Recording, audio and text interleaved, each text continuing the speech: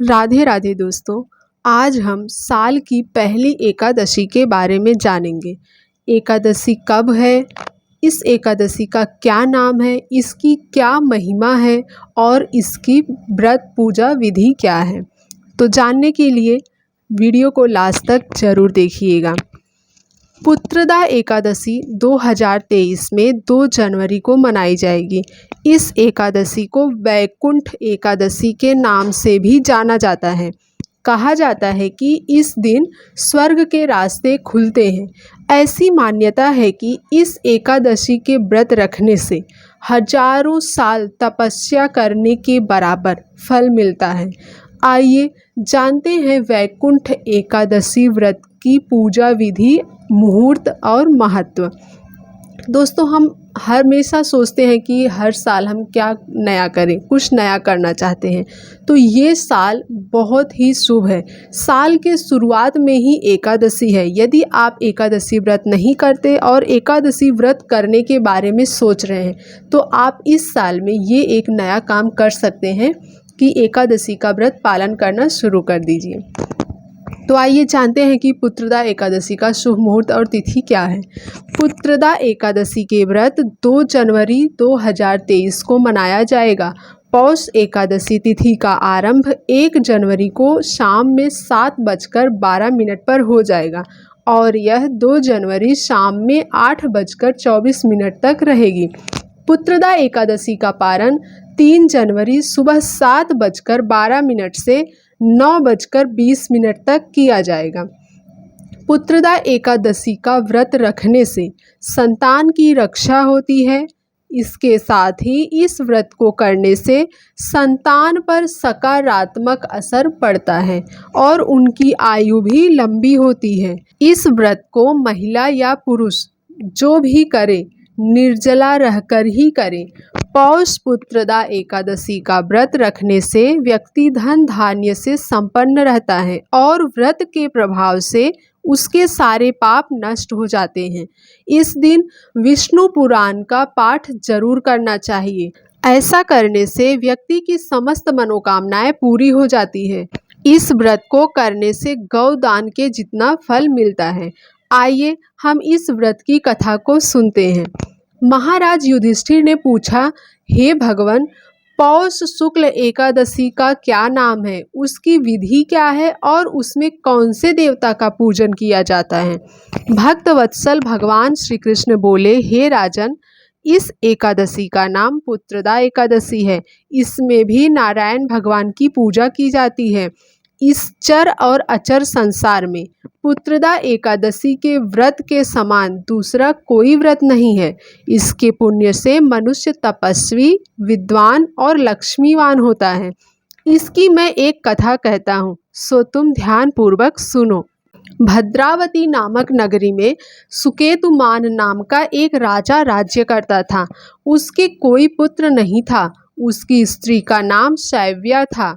वह निपुत्री होने के कारण सदैव चिंतित रहा करती थी। राजा के पितर भी रो रो कर पिंड लिया करते थे और सोचा करते थे कि इसके बाद हमको कौन पिंड देगा। राजा को भाई, बांधव, धन, हाथी, घोड़े, राज्य और मंत्री, इन सब में से किसी से भी संतोष नहीं होता था। राजा सदैव यही विचार करता था कि मेरे मरने के बाद मुझको कौन पिंडदान करेगा। बिना पुत्र के पितरों और देवताओं का ऋण मैं कैसे चुका सकूंगा। जिस घर में पुत्र ना हो उस घर में सदैव अंधेरा ही रहता है। इसलिए पुत्र उत्पत्ति के लिए प्रयत्न करना चाहिए। जिस मनुष्य ने पुत्र का मुख देखा है वह धन्य है। उसको इस लोक में यश और परलोक में शांति मिलती है, अर्थात उनके दोनों लोक सुधर जाते हैं। पूर्व जन्म के कर्म से ही इस जन्म में पुत्र, धन आदि प्राप्त होते हैं।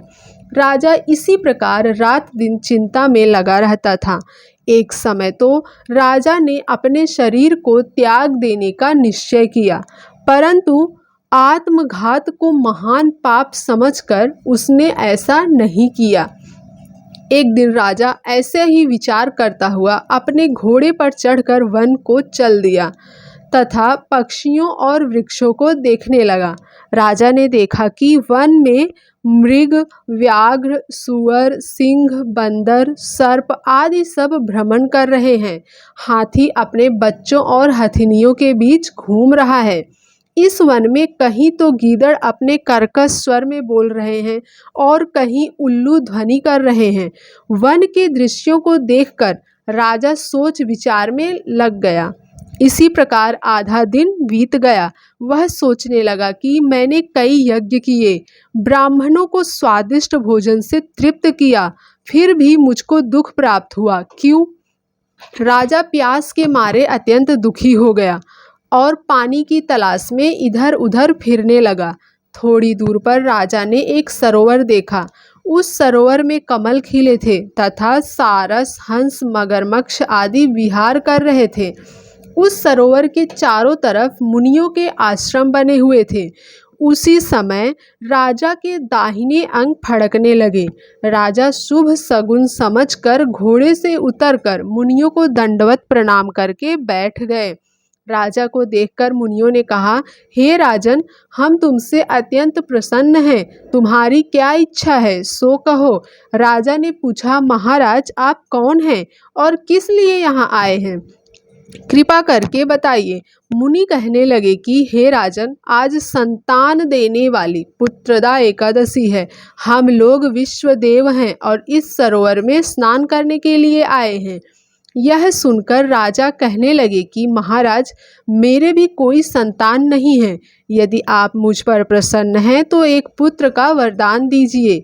मुनि बोले, हे राजन, आज पुत्रदा एकादशी है, आप अवश्य ही इसका व्रत करें।